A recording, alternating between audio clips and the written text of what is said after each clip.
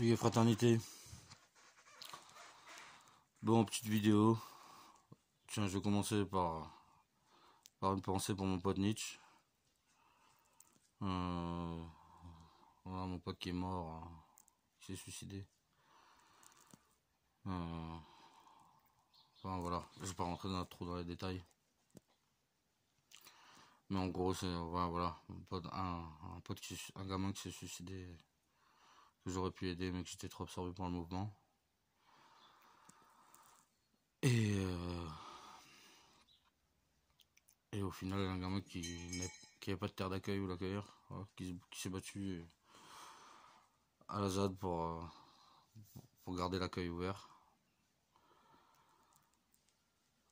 Et voilà, et je me confronte, là je me rends compte que je me rends compte confronté à ce problème partout où je vais. Partout où je vais. Des parias de diverses opinions.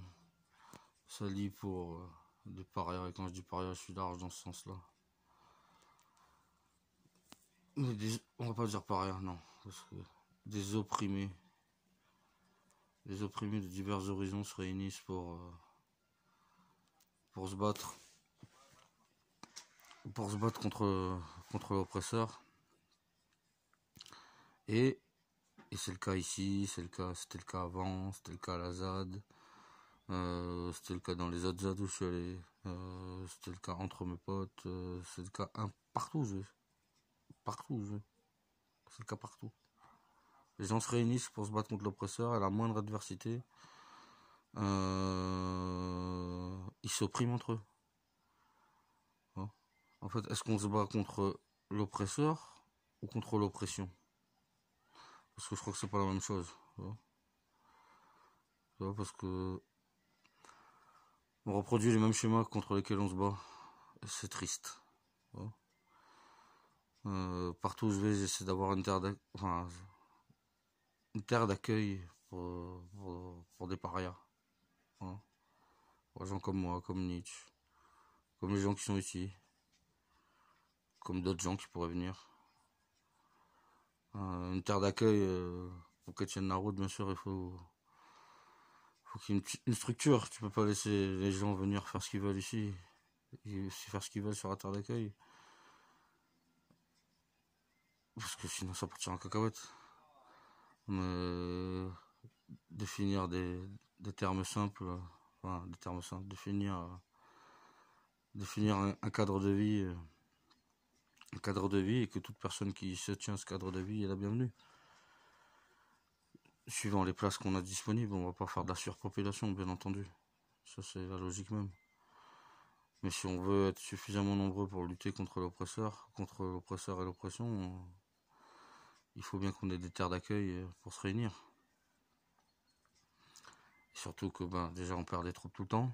Les gens qui se suicident, les gens qui deviennent alcooliques dans leur coin, les gens qui deviennent dépressifs, suicidaires, toxicos, qui se font arrêter, qui deviennent des gros fils de pute. Et quand t'avances dans un stade de fils de puterie, il n'y a plus de marche arrière. Ah voilà, je sais pas, petite pensée comme ça. Voilà. J'ai pas la force de sortir de ma chambre aujourd'hui. On a une semaine très dure, où justement on s'est bouffé la gueule entre nous. Au moment où ça allait mieux, on a eu un petit coup d'adversité. Je vais pas rentrer dans les détails non plus. Juste au moment où ça commençait à aller mieux et on était en train d'aplanir la situation entre nous, il y a eu un coup d'adversité qui a ramené le débat qui allait avoir lieu, parce que ce débat-là, il est pas que depuis aujourd'hui. Il était, comme je dis, il est partout où je vais, d'accord, partout où je vais. À la Wardine encore à l'heure actuelle, enfin partout. Là je dis la Wardine parce que j'y pense à cause de Nietzsche. Je pense à Nino aussi. Et un petit coucou. Je sais qu'il regarde jamais les vidéos Nino, mais quand même c'est pas grave. Même si Nietzsche aussi il peut pas regarder. Un petit coucou. Big up. Voilà. Et voilà. Comment on fait si on n'a pas de terre d'accueil? Enfin, je sais pas, j'ai du mal. J'ai du mal à imaginer. Tu vois, mon but c'est d'avoir plein de terres d'accueil partout qui s'interconnectent et qu'on puisse construire une armée pour mettre fin à l'oppression. Voilà, déjà l'expliquer c'est compliqué. Voilà. Et voilà, tu vois, des fois j'ai l'impression de vivre dans un monde d'enfants. Je sais pas. Après, le système te pousse le système infantilise tout le monde. Je suis pas parfait, loin de là. Hein, tu vois, je fais des erreurs au taquet, justement. Beaucoup de gens me reprochent d'être pas parfait. Mais je suis loin, loin, loin, loin, loin d'être parfait. Voilà. Et qu'au final, le social, tout ça, on arrive partout où ça va, on arrive au social. Ouais, non, t'inquiète, je parle à ma caméra. Tranquillou. Un petit coucou à Martial. Voilà. Un des parias. Et voilà, le social. Tu vois, partout où on arrive, je veux bien qu'on ait une définition différente de social. Même moi, ma définition de social, elle est floue. Je pense que c'est s'entraider. Et s'entraider, pas s'entraider, s'entraider au maximum de tes capacités. Sans te tirer une balle dans le pied, bien entendu. Parce que si tu tires une balle dans le pied, tu vas pouvoir aider les autres. Mais c'est s'entraider au maximum de ses capacités. Au maximum de nos capacités, puisqu'au final, plus tu entraides des gens, plus tu deviens un groupe. Plus le groupe grossit. Et plus tes capacités d'entraide et de vie, et de survie, et de vie, et de combat, et de lutte sont supérieures. Enfin, je sais pas. Ouais, je crois que voilà, c'est la meilleure définition que je pourrais avoir pour l'instant. Et s'entraider, aider le plus fort, le plus faible, en priorité le plus faible, mais aider les gens qui sont en meilleure situation que toi aussi. Hein, parce que, tu vois, comme je disais, les opprimés s'oppriment, c'est la guerre des classes. Tu vois, en ce moment, je ressens vraiment ce que ça veut dire, la guerre des classes. Hein, on se bat contre une classe élitiste. Et entre nous, on s'opprime entre nous. Sans compter les grandes classes majeures.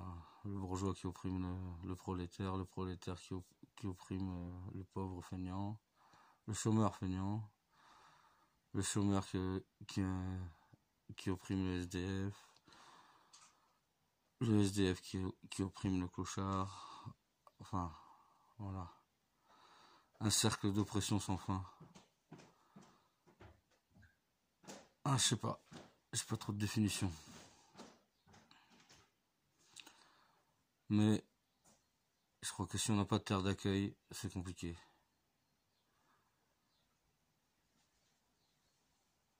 Et que ce qui est arrivé à Nietzsche, j'ai pas envie de le laisser arriver à d'autres gens.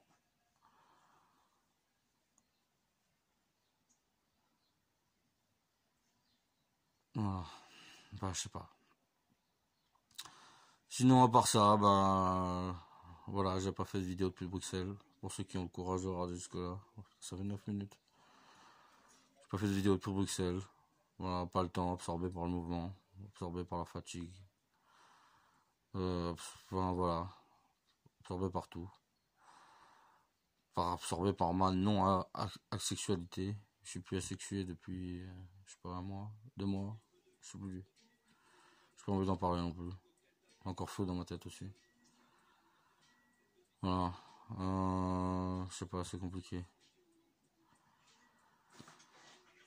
Voilà, et depuis Bruxelles, ça va. Ça allait, avec des hauts et des bas. Un gros bas, là, personnel. Je pense que la maison va se redresser. Pas forcément dans la direction que je vais vouloir, mais ça, c'est pas moi qui vais décider. Je suis pas un dictateur. Si ça prend une direction qui me plaît pas, moi, je serai pas un enfant. Enfin, je construirai Je reconstruirai encore et encore et encore et encore et encore. Ce sera pas la première, ce sera pas la dernière. Enfin, j'espère que ce soit la dernière ici, mais rien n'est jamais sûr dans la vie.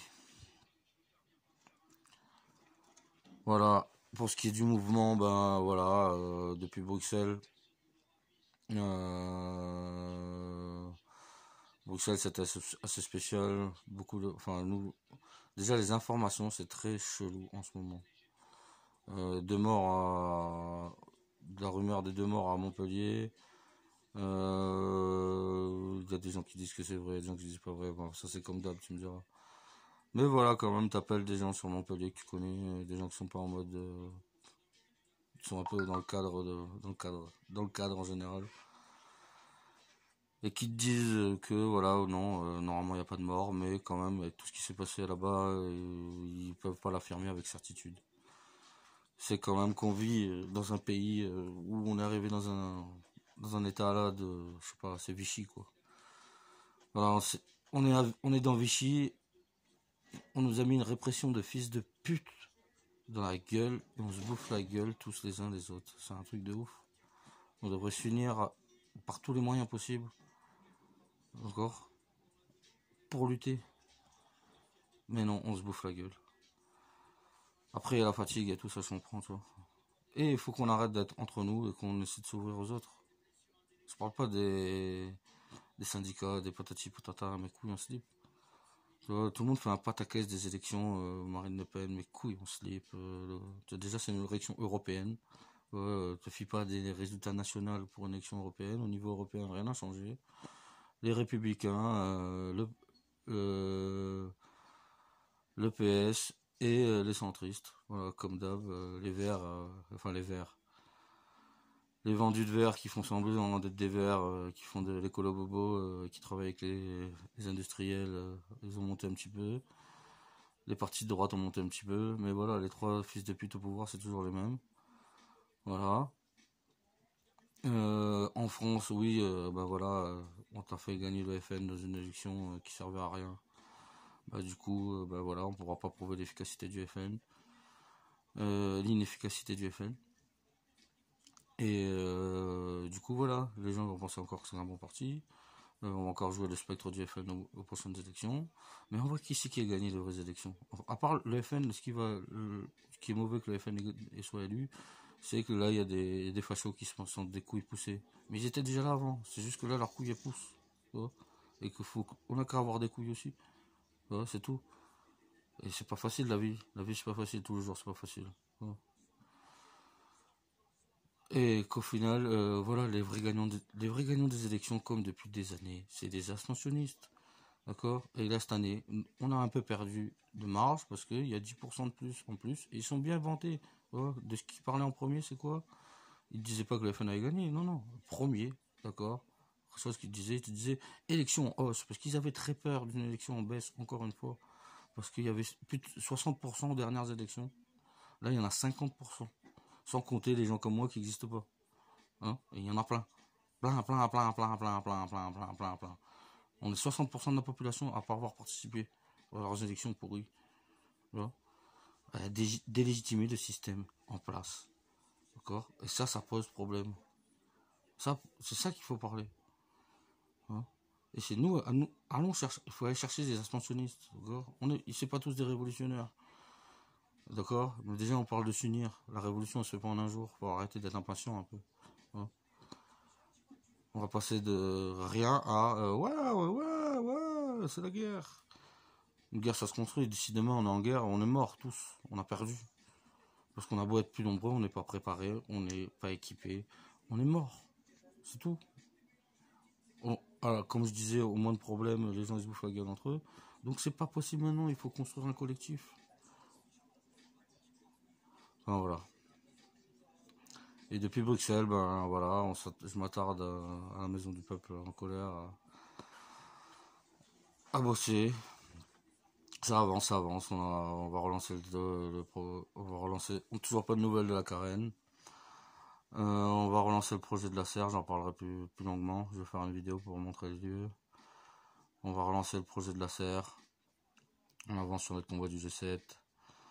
On commence à faire des actions collectives au niveau départemental, même si au niveau local c'est plus compliqué. Voilà, ça avance, tranquillou. Voilà. Voilà, bon, quand je vois mes petits yeux d'homme qui a fumé 200 douilles, je trouve que j'ai les idées bien claires pour quelqu'un qui a fumé 200 douilles. Voilà, bon, un petit big up à Nietzsche. T'inquiète, je pense à toi, je lâche pas l'affaire, même si c'est dur.